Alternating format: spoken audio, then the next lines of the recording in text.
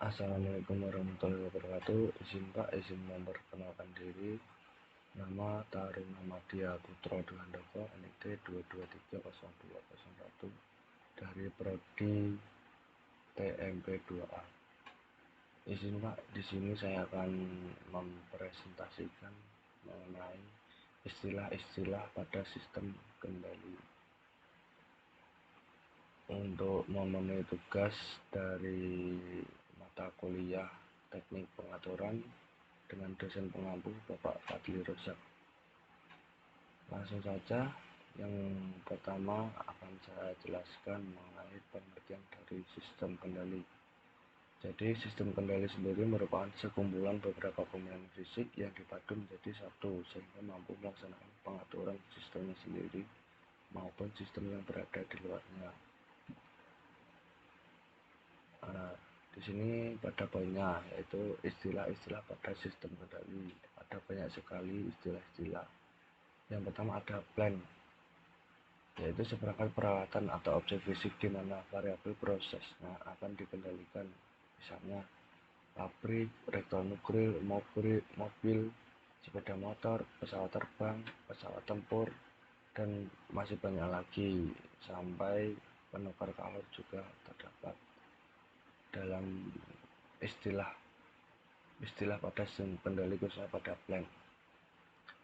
Selanjutnya ada proses, yaitu berlangsungnya operasi pengendalian suatu variabel proses, misalnya proses kimiawi, fisika, biologi, ekonomi, dan sebagainya. Yang ketiga ada sistem, yaitu kombinasi atau kumpulan dari berbagai komponen yang bekerja secara bersama-sama untuk mencapai tujuan tertentu. Selanjutnya ada diagram kotak, yaitu bentuk kotak persegi panjang yang digunakan untuk mempresentasikan model matematika dari sistem fisik. Contohnya ada pada gambar di bawah. Ini ada masukan, terus tengahnya ada plan proses sistem, dan yang terakhir ada keluaran. Yang kelima ada variabel terkendali, yaitu besaran atau variabel yang dikendalikan. Biasanya besaran ini dalam diagram kotak disebut proses variabel atau PV. Level beda pada bejana pada gambar 234 merupakan variabel terkendali dari proses pengendalian. Selanjutnya ada masukan. Masukan atau input adalah rangsangan dari luar yang diterapkan ke sebuah sistem kendali untuk memperoleh tanggapan tertentu dari sistem pengaturan. Masukan sendiri sering disebut juga dengan respon, keluaran yang diharapkan. Selanjutnya ada keluaran, yaitu tanggapan sebenarnya yang didapatkan dari suatu sistem kendali. Yang kedelapan ada proses, yaitu berlangsungnya operasi pengendalian suatu variabel proses, contoh proses kimiawi, fisika, biologi, ekonomi, dan sebagainya. Yang kesembilan ada fungsi alih, perbandingan antara keluaran atau output terhadap masukan atau input suatu sistem pengendalian. Yang ke-10 ada sistem pengendalian umpan maju. Sistem kendali ini disebut juga sebagai sistem pengendalian loop terbuka. Pada sistem ini, keluaran tidak ikut andil dalam aksi pengendaliannya. Di sini kinerja controller tidak bisa dipengaruhi oleh input referensi. Selanjutnya ada sistem pengendalian umpan balik. Sistem ini disebut juga dengan sistem pengendalian loop tertutup. Jadi kebalikan dari sistem pengendalian umpan maju yang saya jelaskan sebelumnya. Pengendalian jenis ini adalah suatu sistem pengaturan di mana sistem keluaran pengendalian ikut andil dalam aksi kendali. Jadi kalau pengendalian umpan maju atau loop terbuka tadi, sistem keluaran tidak ikut andil, akan tetapi untuk pengendalian umpan balik, sistem keluaran ikut andil dalam aksi kendali.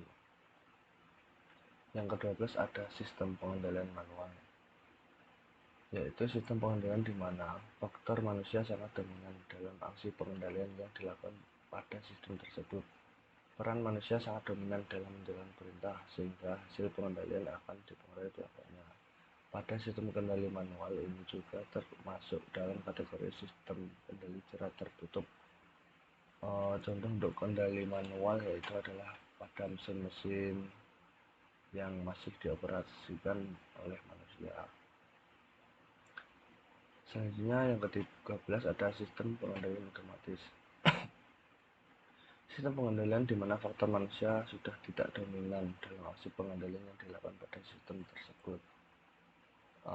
Jadi pada sistem ini manusia sudah tidak digunakan sebagai controller, jadi otomatis langsung sendiri.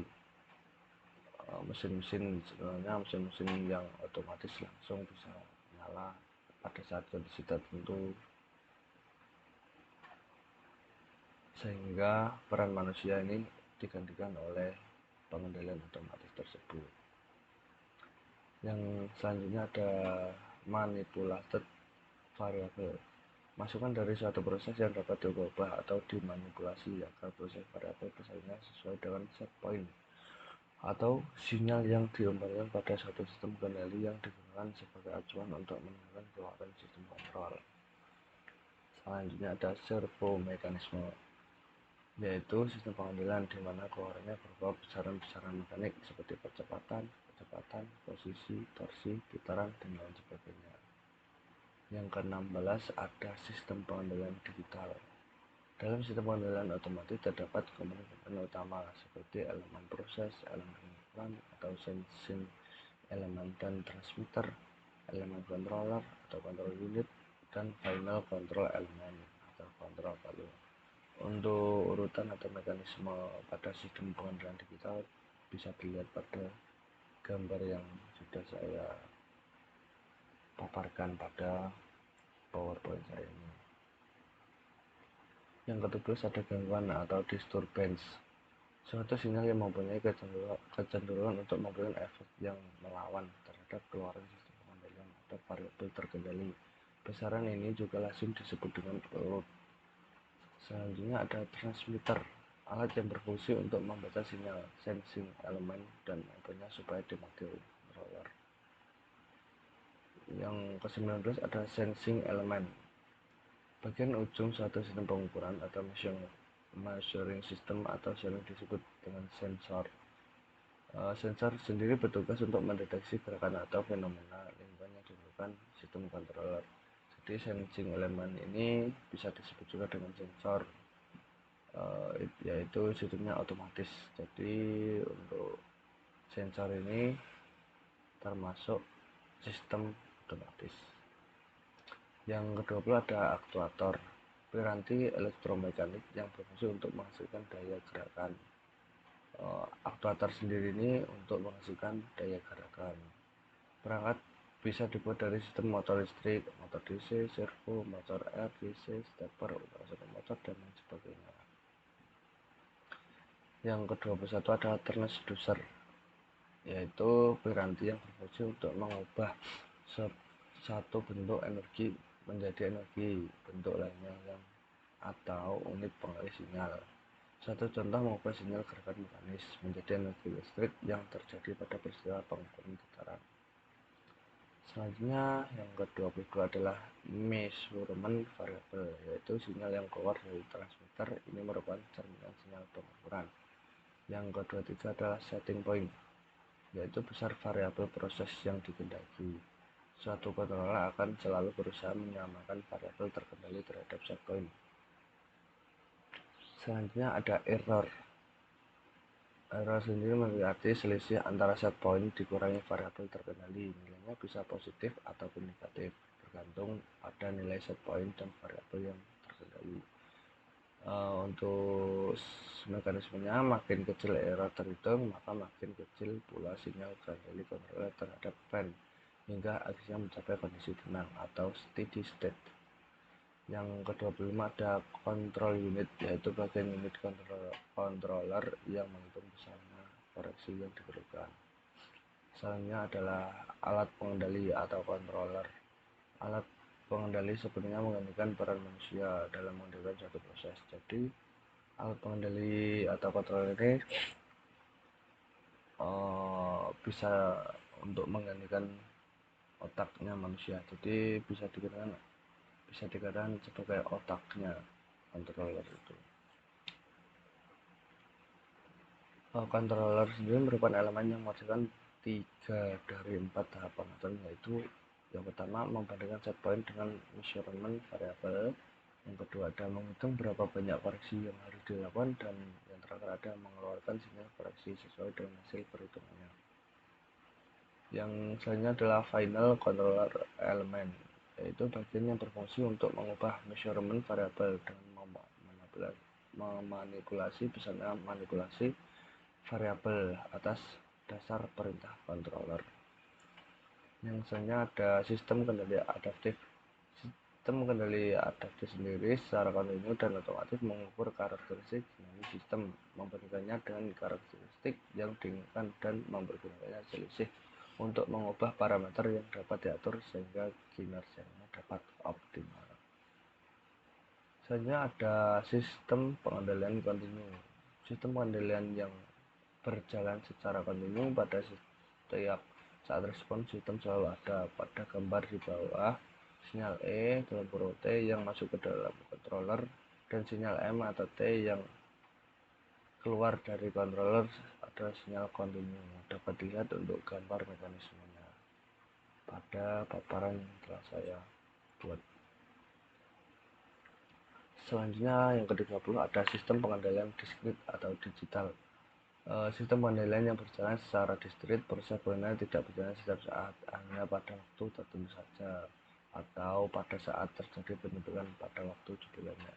Jadi untuk sistem pengendalian diskrit atau digital ini bekerjanya pada waktu-waktu tertentu saja.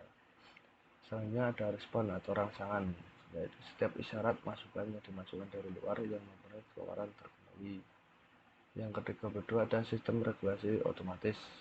Sistem pengendalian di mana output sistem dijaga agar sesuai dengan nilai input referensi yang telah ditentukan terlebih dahulu atau paling tidak mempunyai selang yang kecil dengan input referensinya. Yang ke-33 ada sistem kendali sekuensial, yaitu sebagian besar pengontrol ini hanya melakukan perintah yang memiliki dua keadaan secara berurutan, yaitu buka dan tutup, start stop, on off maupun up down. Nah, ini untuk perintah-perintah yang berlawanan, misalnya buka tutup, start dan stop, dan lain sebagainya. Yang terakhir ada nomor 34, yaitu sistem kendali non-linear.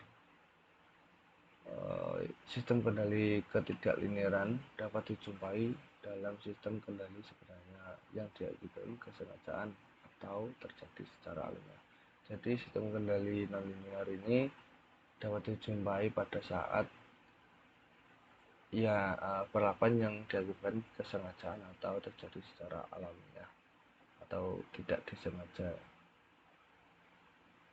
Maaf, atau yang dilakukan dengan kesengajaan atau secara ilmiah.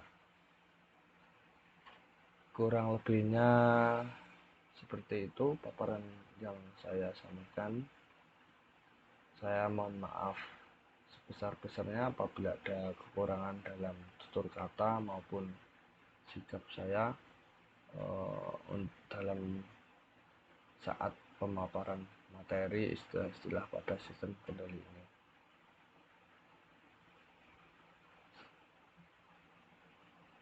Sekali lagi saya mohon maaf apabila ada kekurangan. Saya akhiri. Wassalamualaikum warahmatullahi wabarakatuh.